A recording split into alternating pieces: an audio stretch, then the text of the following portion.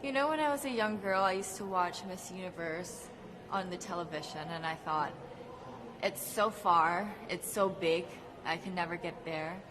But to actually be here right now, knowing that in just a couple of days I'll be on that stage, whew, I'm just so incredibly happy, and to be representing for my home country, Thailand.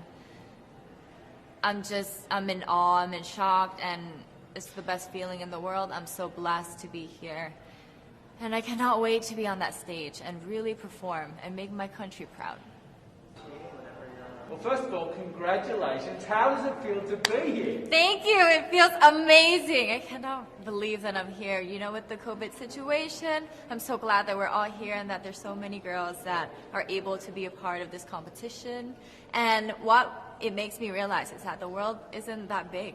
When you see all the girls in the auditorium together from different countries, and everyone is so nice and so lovely, they're so warm, and I can't wait to get to know everyone. And also it's so unique to see that everyone was born into such different cultures, different languages, but we're all here together to tell our stories. And tell me about your journey, your road to getting here, you know.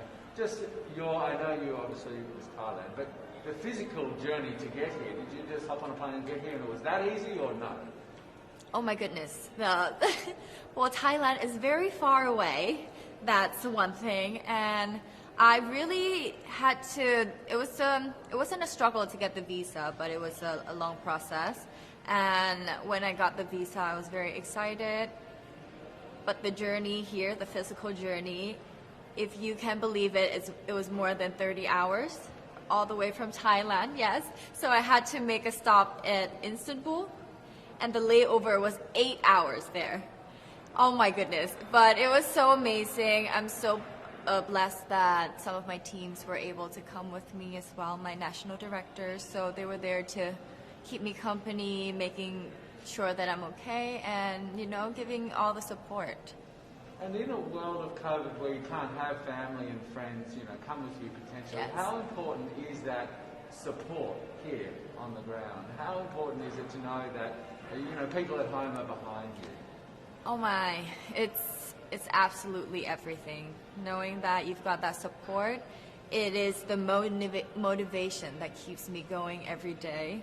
Every time I see a message online and they're saying that they're supporting Thailand, and you know, it's so nice to see the nation coming together to support their candidate, to support their representative, and it's just how a country thrives. Because we cannot thrive alone, we have to move forward together. Yeah. So I believe, though, that there are some super fans that did make it here. Can you tell me about those super fans that are just out there? Oh, they are so amazing. Every time I come down, they would be screaming, Thailand, Thailand, Thailand. We came down here at 7:30 in the morning and they're already there. I think they're camping out there. But they've been so supportive, and I actually know quite a few of them. Some of them are big YouTubers in Thailand and flew all the way here just for the competition. But you know, pageantry is so big in my home country, and it's almost like a national sport.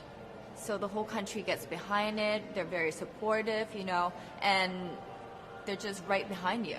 And I just want to say thank you to them for being here. I know that not a lot of people were able to be here, but I want to say thank you, because every time I walk down and I hear Thailand, it makes me smile. It puts a smile on my face, and it makes me want to make my day better. I want to go better, and I want to go in with 100% to do whatever it takes.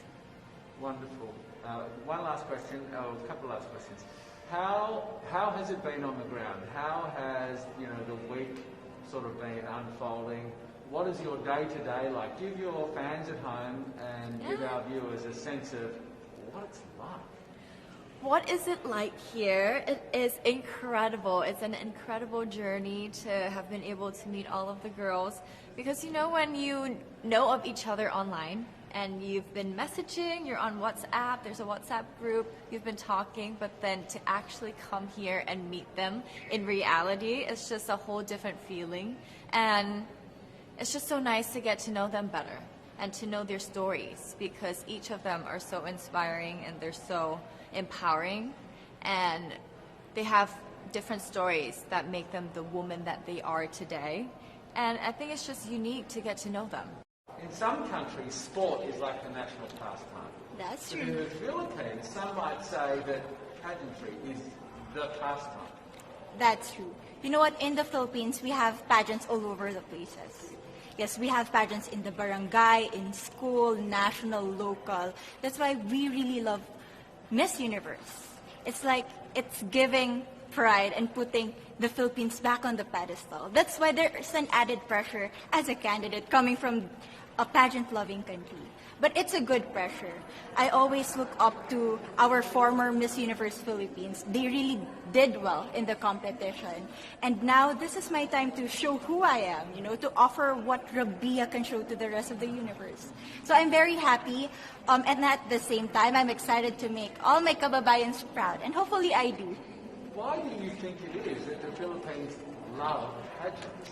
They have appreciation for beauty.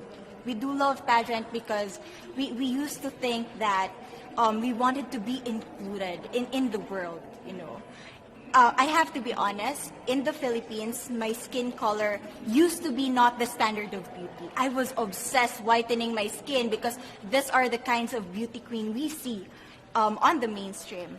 But things were different now.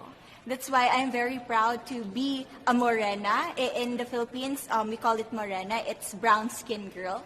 And to be able to represent, my color, my identity as a true Filipina. Tell me about your journey to being crowned Miss Philippines. In a world that, in a country I should say, that loves pageants. That must have been a very intense process. Tell me about, your journey to being Miss Philippines. Well, my journey was crazy. You know what? I started to be a dark horse. Nobody noticed me. Nobody knows I was in the competition up until the preliminary and the coronation night. And when I won, I received different comments. Of course, there were people who didn't expect me to do well, who think that I cheated. That's why I need to redeem myself in Miss Universe. I really need to do well in this competition. And the thing is, I love pressure. I love criticism. I get better every day with that. You tell me I cannot do that, I turn to you and I'm going to say that, no, I can do it for myself. Good for you. So how does it feel then to be on the global stage? How do you feel to be here in this moment, right now? It's crazy, but I'm overwhelmed with the support, not just from the Filipino community, but also from Thailand, Latin countries who do appreciate me as a candidate, as a person. It motivates me that I am beautiful, I can offer so much in this world, and when somebody believes in you, it gives you that extra energy to really do well and perform well. Do you have a sense with the girls, all of the girls competing, you're competing, but is there a sense of camaraderie with all of the girls? Is there a real spirit to, sort of motivate each other to do better? You know what? I have a different idea about Miss Universe. I thought it's going to be very competitive, in a healthy way, well, of course. But now I can see every girl helping each other, from fixing those hairs, from trying to zip up those outfits. It speaks of the closeness and the kind of camaraderie that we want to have. The goal of Miss Universe is not just to crown one girl, but also to build a genuine and long-lasting friendships among us. Would you say within the Miss Universe world, the contestants, is there a sisterhood? Are you sisters? There is sisterhood. I can say I was able to talk to different representatives from different backgrounds, different cultures. And despite our differences, there's so much to be highlighted in what binds us together. And that is because we want to empower women. We want to have our advocacies. We want to speak for the things that we love. And that's a celebration of women and the beauty that we have. So coming out of this week, obviously you would love to be crowned Miss Universe. Of course. That would be wonderful, of course, for any of you. But what else will you take out of this week? What do you think you'll feel at the end of this week, regardless of the result? How will you be a different person? It's the growth and the development that I was able to have during preparing for this journey. I will be honest, there was a moment that I lost my identity because I was put under pressure. I was in that position in which I feel like I'm not good enough. I'm not a good representative of my country, but I was able to bounce back stronger. And if I was able to do that for Miss Universe, I will be able to do that in life. That is my greatest takeaway from Miss Universe. Okay, so the Philippines have a huge amount of fans. Yes. I want you to give us a little bit of a message to the fans here and at home. But send a message. What would you say to all the fans in the Philippines? To all my fans from the Philippines and from all over the world, maraming salamat po. Thank you so much for loving me and for believing in me.